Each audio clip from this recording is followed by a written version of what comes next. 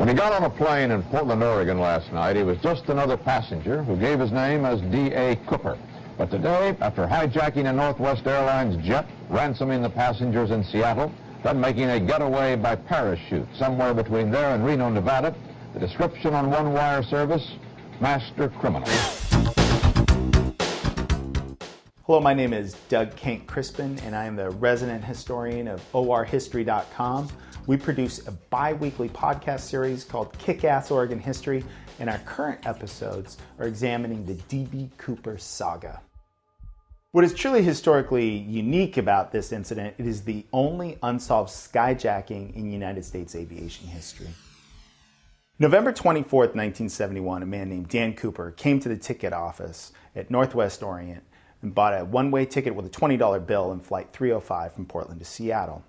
It's very interesting because he bought the ticket under the name Dan Cooper, but we know him as DB. How that happened was after the heist and the authorities were telling the press about the incident. An AP or UPI reporter said, "Is that with a D or a B?" And the spokesperson said, "Yes." And so hence D.B. Cooper is how we know this man. So the man in the dark business suit with dark sunglasses got onto the plane. He ordered a bourbon and 7, again paid for his drink with a $20 bill, passed the stewardess a note. The note said that the plane was being hijacked and the stewardess should sit down next to him. He demanded $200,000 in American currency and proceeded to fly to Seattle. The plane circled quite a bit. It landed. The authorities brought 4 parachutes, as Dan Cooper had specified, to the plane, as well as $200,000. Now, popular culture has it in a briefcase. It was actually in a canvas bag.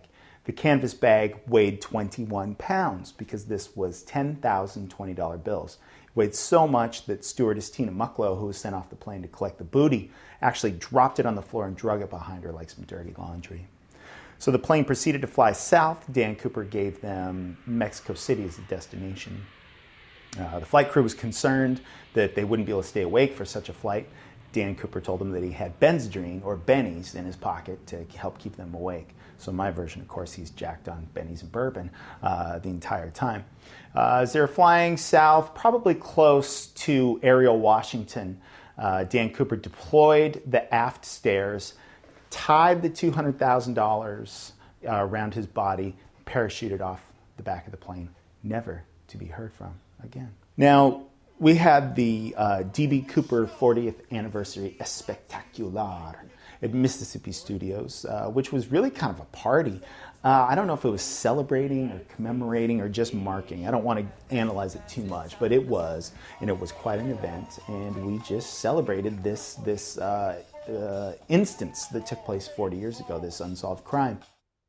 Well, one of the really interesting things about the Cooper saga that I particularly enjoy is the pop iconography that is involved around his face, T-shirts and poster images and stickers. But I think also you can go and, you can look at the films, you can look at the songs that are involved with it, and it just kind of demonstrates just how it has resonated in our pop culture.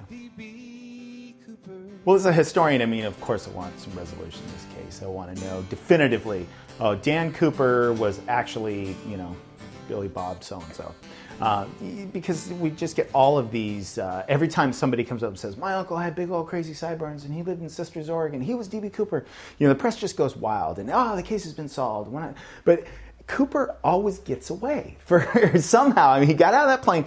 Every time we've heard a promising lead in this Cooper case, he gets away. And, so as a historian, I want this resolution. But as a fan of a good story in the Pacific Northwest, I kind of like that we don't know what happened to this guy.